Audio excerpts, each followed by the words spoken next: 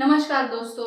11 सितंबर 2001 एक ऐसा खौफनाक दिन जिसने अमेरिका को हिला कर रख दिया। एक ऐसा दिन जिसने शायद हमेशा के लिए दुनिया को बदल कर रख दिया। 22 साल बाद भी इस दिन का असर इनकी रोजमर्रा की जिंदगी पर दिखता है। आप यकीन नहीं करोगे कि किन मायनों में इस एक दिन ने इनकी जिंदगी पर इम्पैक्ट डाला है।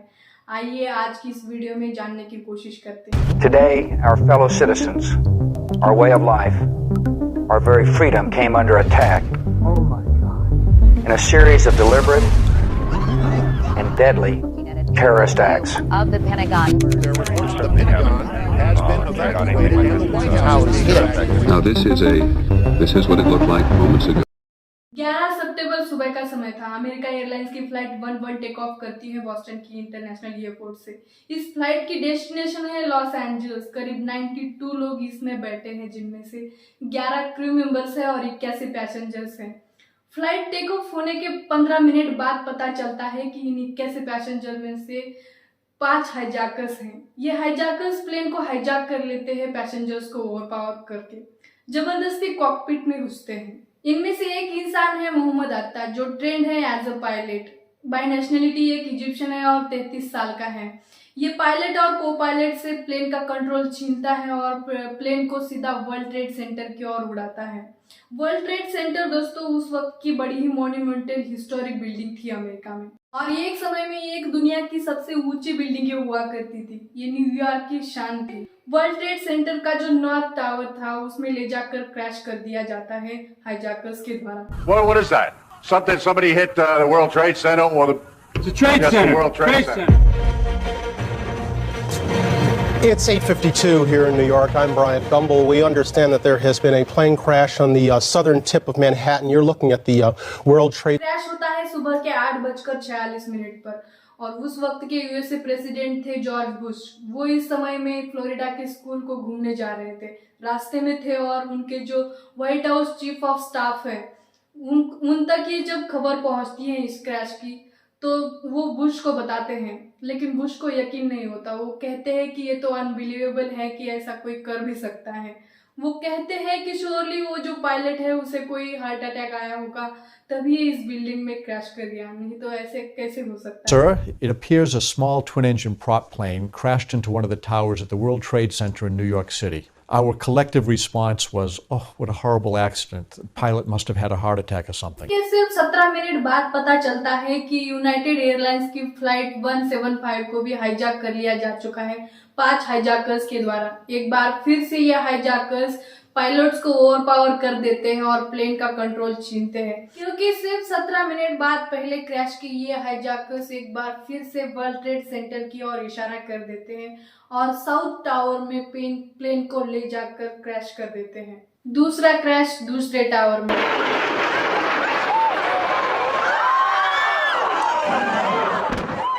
इस समय तक यूएसए प्रेसिडेंट स्कूल पहुंच चुके होते हैं, क्लासरूम में मौजूद होते हैं सेकेंड क्लास के बच्चों के साथ। वो एक रीडिंग एक्सरसाइज कर रहे होते हैं और जिसका नाम होता है द पेट गोट। इस समय उनके जो चीफ ऑफ स्टाफ है एंड्रयू गार्ड, वो क्लासरूम में घुसते हैं और धीरे से उनके कान में कहते हैं कि अमेरिका इज अंडर अटैक। लेकिन जॉर्ज बुश उस क्लासरूम में बैठे रहते हैं, अपनी रीडिंग एक्सरसाइज को कंटिन्यू रखते हैं। अगले 7 मिनट ये एक्सरसाइज चलती रहती है। ये 7 मिनट बड़ी ही क्रिटिकल है, क्योंकि इन्हीं 7 मिनट में पूरी दुनिया भर में खबर पहुंच चुकी होती है कि 2 प्लेन क्रैश किए जा चुके हैं वर्ल्ड ट्रेड सेंटर में। बाद में बहुत से लोग क्रिटिसाइज करते हैं जॉर्ज बुश को इस चीज को लेकर कि क्यों नहीं उन्होंने तुरंत एक्शन लिया, जब पता था कि 2 प्लेन हाईजैक हो चुके हैं, अमेरिका पर हमला हो रहा है, क्रैशेस हो चुके हैं। फिर भी वो कई मिनटों तक क्लासरूम में ही बैठे रहे, इस चीज को इग्नोर किए। दूसरे प्लेन क्रैश के कुछ ही मिनटों बाद खबर आती है दोस्तों कि 2 और प्लेन हाईजैक हो चुके हैं। एक अमेरिका एयरलाइंस की फ्लाइट 77 जो कि वाशिंगटन के इंटरनेशनल एयरपोर्ट से टेक ऑफ करी थी। लॉस एंजलिस जा रही थी ये फ्लाइट, और इस फ्लाइट में भी 5 हाईजैकर्स होते हैं। ये फ्लाइट है यूनाइटेड एयरलाइंस की फ्लाइट 93, न्यू जर्सी से कैलिफोर्निया जाने वाली फ्लाइट। इसमें भी 4 हाईजैकर्स हैं अपेरेंटली।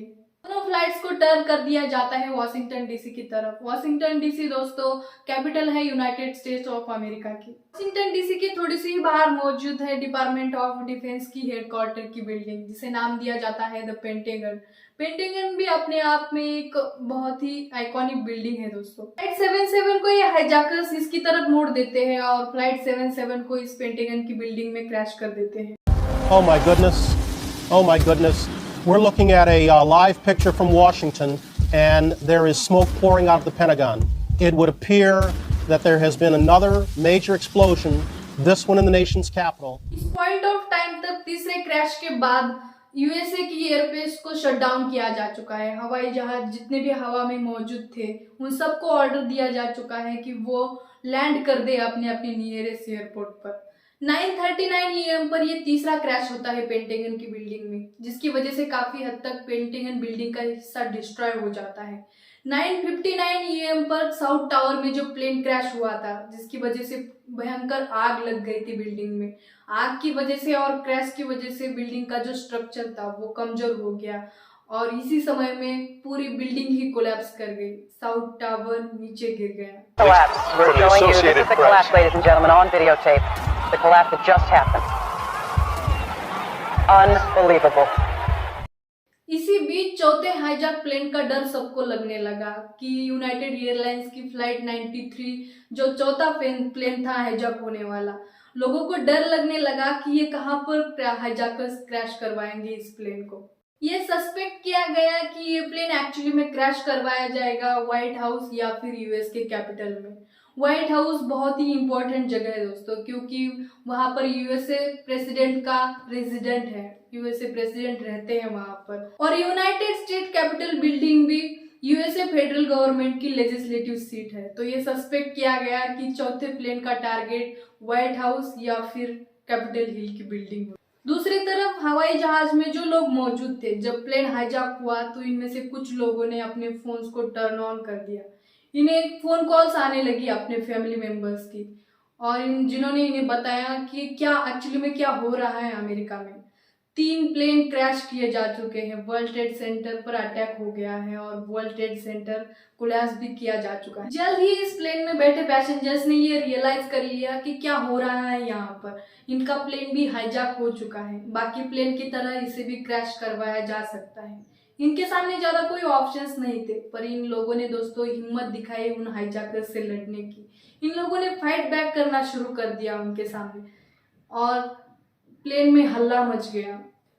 अब आगे की कहानी इतनी क्लियर नहीं दोस्तों कि एग्जैक्टली हुआ क्या था। ऑडियो रिकॉर्डिंग्स जरूर मौजूद है उस वक्त की, आज के दिन भी आप उसे सुन सकते हैं, लेकिन एग्जैक्टली हम नहीं जानते कि जो पैसेंजर्स फाइट बैक कर रहे थे वो एक्चुअली में कॉकपिट तक पहुंच पाए या नहीं पहुंच पाए। हम बस इतना जानते हैं कि पैसेंजर्स ने लड़ने की कोशिश की। ये प्लेन क्रैश लैंड हो गया एक फील्ड पर, एक खाली खेत में। लेकिन एक चीज तो पक्की है दोस्तों कि पैसेंजर्स की बहादुरी की वजह से बहुत से लोगों की जानें बची हैं यहाँ पर। 10:28 AM को वर्ल्ड ट्रेड सेंटर का जो नॉर्थ टावर है वो भी कोलैप्स कर जाता है।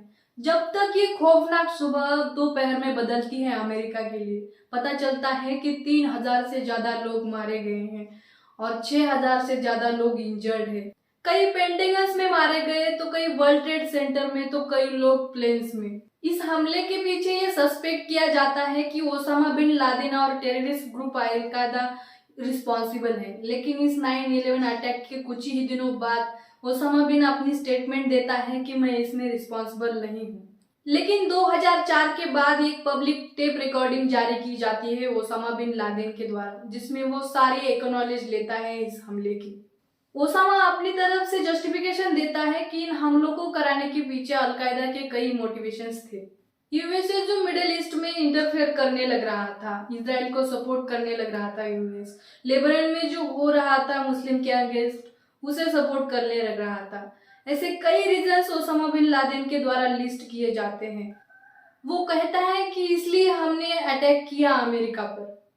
उन सब रीजंस का बेसिकली मेन कंक्लूजन यही था कि कैसे मुस्लिमों पर अत्याचार होने लग रहा है, इसलिए हम ये कर रहे हैं।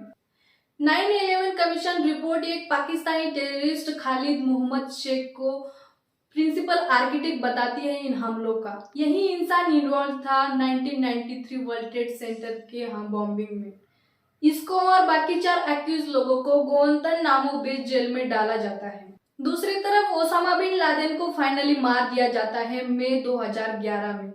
इस 9/11 अटैक के सिर्फ 6 हफ्तों बाद एक पेट्रियट एक्ट पास किया जाता है, जिसमें एक बदलाव आया एयरपोर्ट सिक्योरिटी नॉर्म्स करके। 2001 से पहले दुनिया के जो ज्यादातर एयरपोर्ट होते थे उन पर ज्यादातर सिक्योरिटी चेकिंग नहीं की जाती थी, लेकिन 9/11 अटैक के बाद ये सब कुछ बदल गया। आज के दिन full body scan mandatory, personal ID check होता है, पासपोर्ट चेक होता है और इतनी सारी अलग अलग रिस्ट्रिक्शन है, छोटी छोटी रिस्ट्रिक्शन है जो पहले कभी नहीं हुआ करती थी।